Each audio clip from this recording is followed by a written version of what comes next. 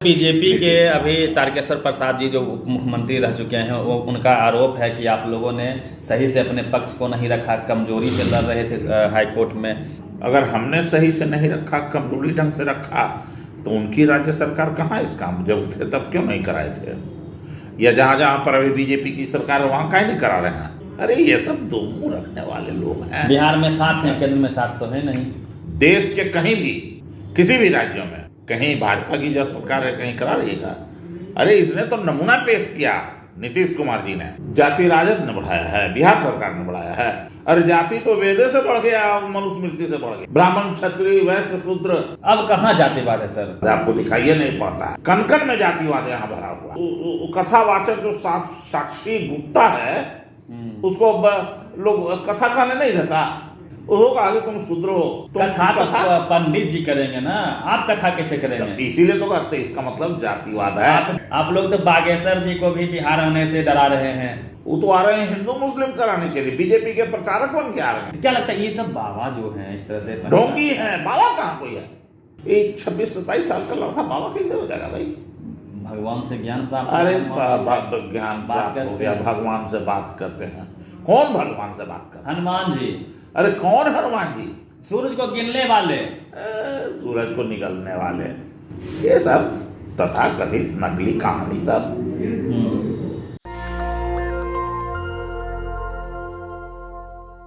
नमस्कार, मैं रवि, आप देख रहे हैं नेशनल दस्तक तस्वीर भारत के। बिहार में जातिगत जनगणना को लेकर उत्सव सा माहौल था। सरकार लगातार सोशल रिफॉर्म के तौर पे एक ऐतिहासिक कदम के तौर पे इसे पेश कर रही थी, लेकिन आज हाई कोर्ट के चीफ जस्टिस ने इस फैसले को स्टे लगा दिया है। अब जातिगत जनगणना बिहार में नहीं होगी।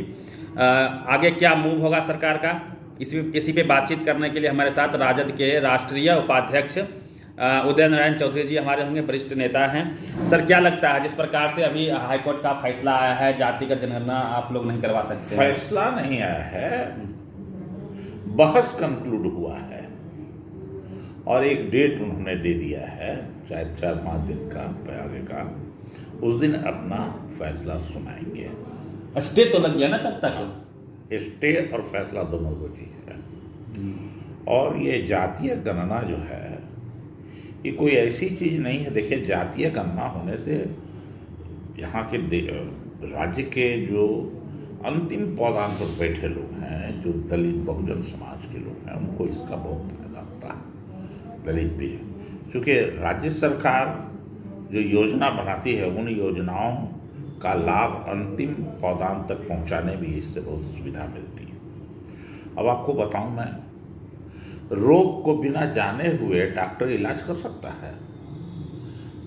जब तक रोग का डायग्नोसिस नहीं हुआ तब तक इलाज नहीं होगा। ठीक उसी तरह है कि अभी गणना, समाज की जातीय गणना को जान करके ही ना उसका इलाज करने का विचार रखती है राज्य सरकार। और इसके लिए लगातार तेजस्वी यादव जी या लालू प्रसाद जी हमेशा प्रयत्नशील रहे और नीतीश कुमार जी माननीय मुख्यमंत्री ने इसके लिए कराने का निर्णय लिया। ये ऐतिहासिक निर्णय था इन लोगों का। सर, बीजेपी के अभी तारकेश्वर प्रसाद जी जो उप मुख्यमंत्री रह चुके हैं वो उनका आरोप है कि आप लोगों ने सही से अपने पक्ष को नहीं रखा, कमजोरी से लड़ रहे थे हाई कोर्ट में। क्या लगता है आपको? अगर हमने सही से नहीं रखा, कमजोरी ढंग से रखा, तो उनकी राज्य सरकार कहाँ इस काम जब थे तब क्यों नहीं कराए थे? या जहाँ जहाँ पर अभी बीजेपी की सरकार है वहाँ काहे नहीं करा रहे हैं? करा रहे हैं क्या कहीं? अरे ये सब दो मुंह रखने वाले लोग हैं। बिहार में साथ हैं, केंद्र में साथ तो है नहीं। देश के कहीं भी किसी भी राज्यों में कहीं भाजपा की जो सरकार है कहीं करा रही है? अरे इसने तो नमूना पेश किया नीतीश कुमार जी ने, जातीय गणना कराने का जो आदेश दिया है। इसको हम धन्यवाद देते हैं। ले रही है उड़ीसा सरकार ही बोल रही है कि बिहार के तर्ज पे जातिगत जनगणना करवाना है। तो बिहार इसके लिए सीख दे रहा है ना लोगों को कि आप भी कराइए अपने। हाँ, बिहार सीख दे रहा है, लाइन दे रहा है। यह है राजनीतिक लाइन। ये जिस तरीके से बिहार में दिल्ली से केंद्र की हुकूमत को हटाने के लिए लालू यादव जी ने, आदरणीय नीतीश कुमार जी ने, माननीय मुख्यमंत्री तेजस्वी यादव जी ने महागठबंधन बना करके निर्णय लिया, रास्ता दिखाने का काम किया बिहार में पूरे देश के विपक्षी लोगों को। उसी तरह से ये भी एक था जिसका अगर दूसरे राज्य के लोग अनुकरण कर रहे हैं तो धन्यवाद के बात है। हम लोग सर ग्राउंड पे जाते हैं तो समाज दो धारा में बटा हुआ है। जो सवर्ण समाज के लोग हैं वो इसका विरोध कर रहे थे शुरू से ही, और जो SC ST OBC माइनॉरिटी के लोग हैं वो इसके समर्थन में थे। समाज तो बट रहा है ना इससे सर, जातीय जनगणना से? नहीं, कोई बंटवारा नहीं हो रहा है, पर्दाफाश हो जाता है इससे। जो अभी समाज में अपना वर्चस्व बना के रखना चाहते हैं उनका पर्दाफाश हो जाता कि आवाज, हम लोगों का तो नारा था जिसकी जितनी आबादी उसकी उतनी हिस्सेदारी, साफ हो जाएगा। सब टीवी अखबार चला रहा है कि बिहार में जातिवाद की पॉलिटिक्स होती है और इससे जातिवाद बढ़ेगा।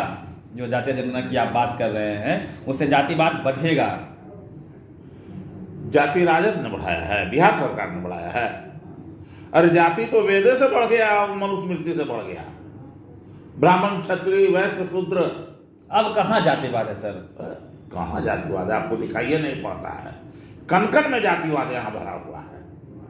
अगर जातिवाद नहीं रहता तो कथावाचक जो साक्षी गुप्ता है उसको लोग कथा कहने नहीं देता, उसको कहा कि तुम शूद्र हो।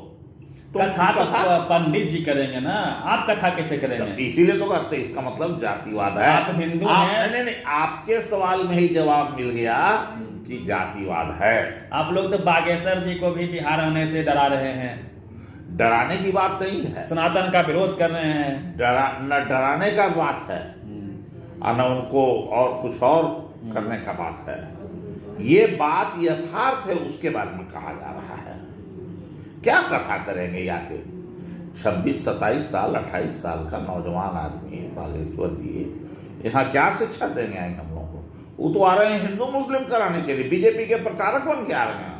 वो तो भगवान से, हनुमान जी से बात खुद करते हैं, रावण से बात करते हैं। बड़ा भारी बात करने वाले हैं तो जाए ना, ये से कहे ना कर्नाटक के चुनाव में लिख देते हैं कि पर्ची निकाल दें कर्नाटक के चुनाव का कि यहाँ फलाना मुख्यमंत्री होगा, बीमारी ठीक करते हैं, डॉक्टर है। तो अस्पताल सबको बंद करवा दे।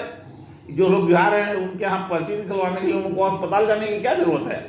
डॉक्टर की पढ़ाई बंद करवा दीजिए, हॉस्पिटल बंद करवा दीजिए, वहां जाने की जरूरत नहीं है। लोग SC ST OBC माइनॉरिटी के जो अनपढ़ लोग हैं लाखों की संख्या में, उनको सुनना। अरे जिनके माथा पे पट्टी लगा हुआ है वो जा रहे हैं, जिनके आंख में रतौंधी हो गया वो जा रहे हैं।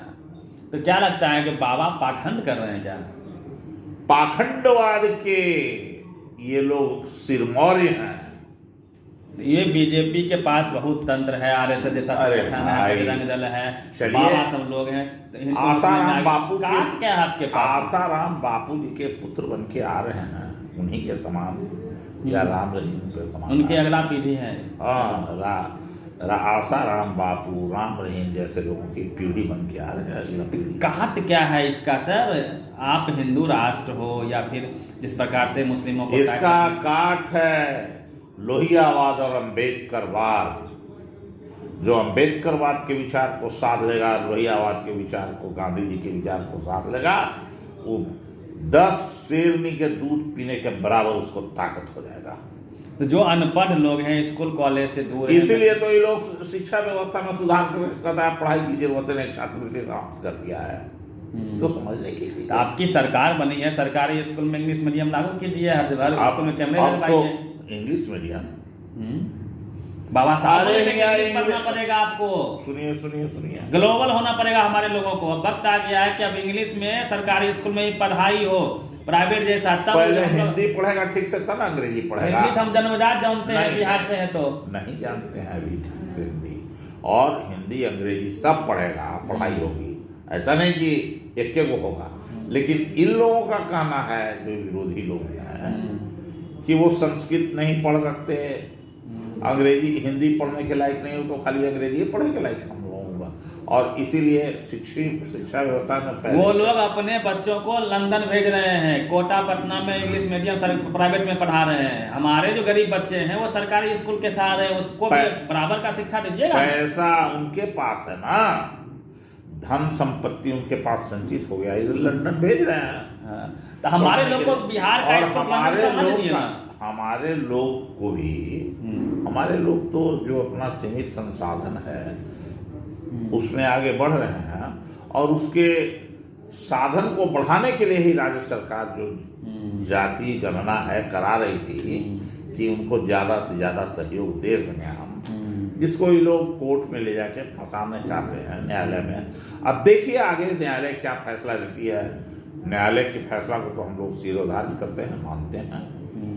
तो फिर अगला स्टेप क्या होगा? मान लीजिए हाई कोर्ट जिस प्रकार से फैसला सुना रहा है, यदि जातीय जनगणना नहीं करवाने देती है तो फिर काट क्या है? क्या आप लोग सुप्रीम कोर्ट जाएंगे? अगला मूव क्या होगा? फैसला आने दीजिए, फैसला आने के बाद ना काट सोचेगा आदमी। पहले ही नहीं, पहले फैसला आने दीजिए उसको देख करके। लेकिन जो लोग इसका विरोध कर रहे हैं जातीय जनगणना को, क्या कहना चाहेंगे? लेकिन राज्य सरकार कटिबद्ध है कि जातीय गणना कराएंगे। नीतीश कुमार जी, तेजस्वी यादव, ये लोग कटिबद्ध हैं कि जातीय गणना कराएंगे। तो 24 को लेके क्या तैयारी है? क्या जातीय जनगणना एक मुद्दा बन पाएगा? और साथ में और क्या हम क्या 24 के लिए केवल इस काम को नहीं करना चाहते हैं, हम हमेशा के लिए लोगों को आँख खुलवाना चाहते हैं। उसके लिए ये जरूरी है जाति का। आप लोग को लगता है कि जाति के हिसाब से, जाति के वजह से लोगों को मेन स्ट्रीम से दूर रखा गया है? आज भी मीडिया में, कॉलेज में, यूनिवर्सिटी में, ब्यूरोक्रेसी में, स्पोर्ट में, कल्चर में बहुजन समाज के लोग नहीं है। क्या इसके पीछे कास्ट है?